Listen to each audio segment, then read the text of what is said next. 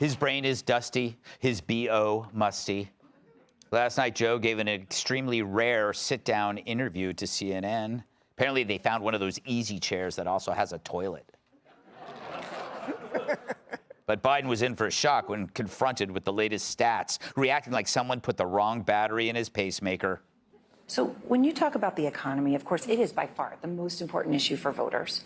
It's also true right now, Mr. President, that voters by a wide margin trust Trump more on the economy. They say that in polls. The cost of buying a home in the United States is double what it was when you look at your monthly costs from before the pandemic. Real income, when you account for inflation, is actually down since you took office. Economic growth last week, far short of expectations.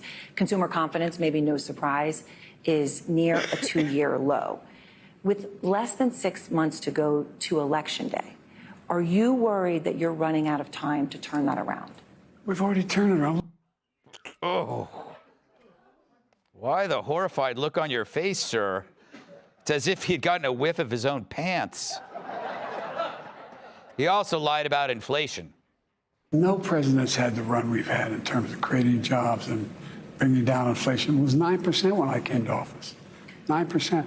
Actually, no, it was only 1.4%, which, by the way, is also my percentage of body fat.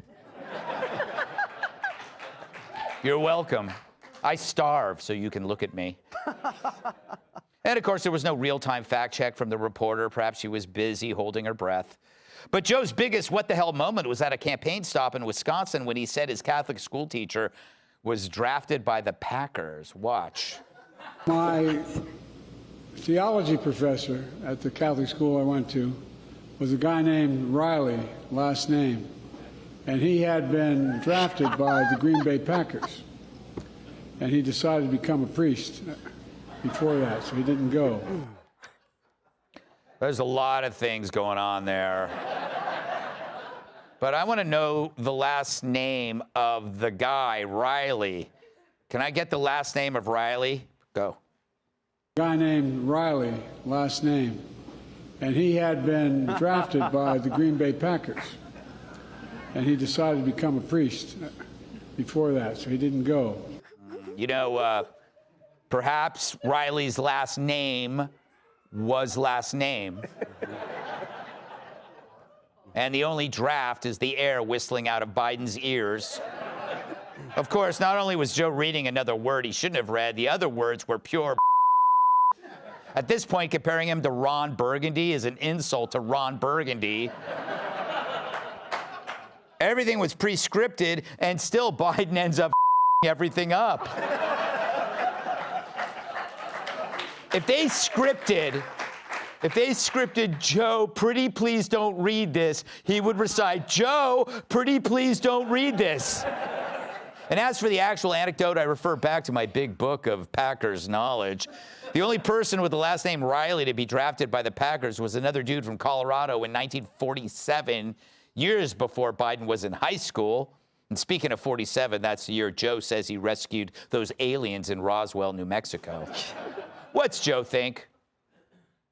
Oh, no, don't even question me, man. I remember every minute of my days back in Catholic school.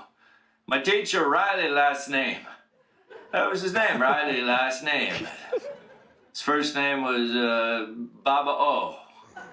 That class was a teenage wasteland. I wrote a song about it. Gave it to my friend, Townsend, last name. He was in a band called Who. I'm not kidding, that's not a joke. The band was called Who. People used to say, what's the band? Who? Who? No, who? It's like that old comedy sketch that I wrote with my partner, Lou Costello.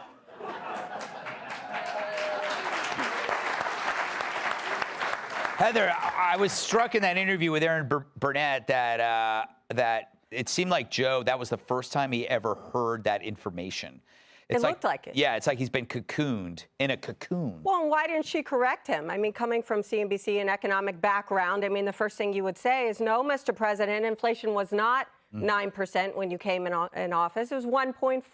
Mm-hmm. 2/3 of Americans are living paycheck to paycheck. So when you ask, are you worried about this? And he says, no, I've turned it around.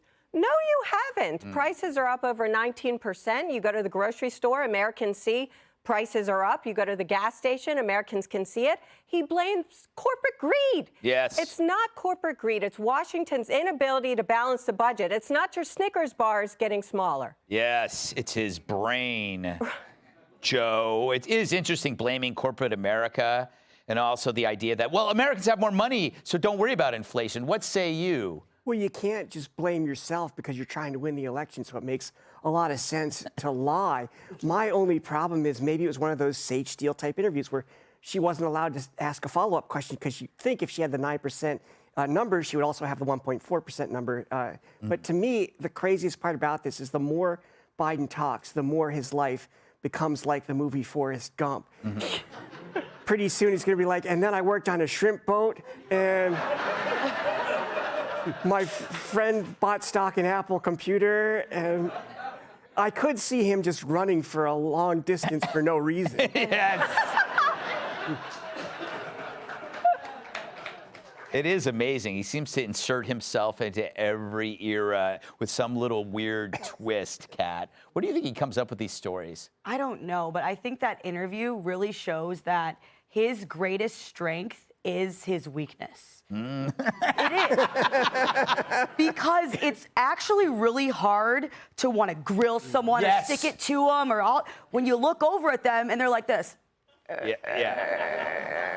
Right? And your brain goes from like, I'll show you to I need to show you how to get home immediately. Yes. She couldn't ask a follow-up question because it would have killed him. It's like, are you okay? It doesn't matter if it's the president you're interviewing or you're just like a dude at a bar. Any situation, someone's making that face, the overwhelming feeling is of concern. Yes, yeah. No, I think she felt bad. She like it is like if you wouldn't like get in a debate with your aging grandfather if he says something silly. Mouth's hanging open, he can't keep his eyes open. Oh, Jesus, Jamie, it's that his performance was almost as bad as your marriage.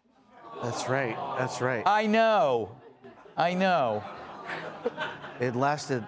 I wish mine had lasted only that long. This is crazy that that's the president. No, I know, isn't it? It's absolutely crazy. And I think she might have felt bad, like Kat said, like, the best thing about being an interviewer, the best thing about interviewing an old guy like Biden is, like, you could ask the most hard-hitting question you want, and he couldn't walk out if he wanted to. Yeah. Yes. Physically. Yeah. I have to point something out. Friggin' Shalou's Biden is so funny, but some time along as you guys progressed, Shalou used to do like an exaggerated version of Biden. Like it'd be like, oh, if Biden was crazy. And now it's like Joe Biden is doing an exaggerated version of Tom Shalou. No, it's true. Like it's unbelievable. He's like doing a caricature of like an old man talking. Like you can see like the thoughts in his head going through like a ropes course before they get to his mouth. It's ridiculous. And I think he made a mistake when he said, when I got into office, it was 9%. I think he meant to say, when I got into the office today. All right. Hey, Sean Hannity here. Hey, click here to subscribe to Fox News YouTube page and catch our hottest interviews and most compelling analysis. You will not get it anywhere else.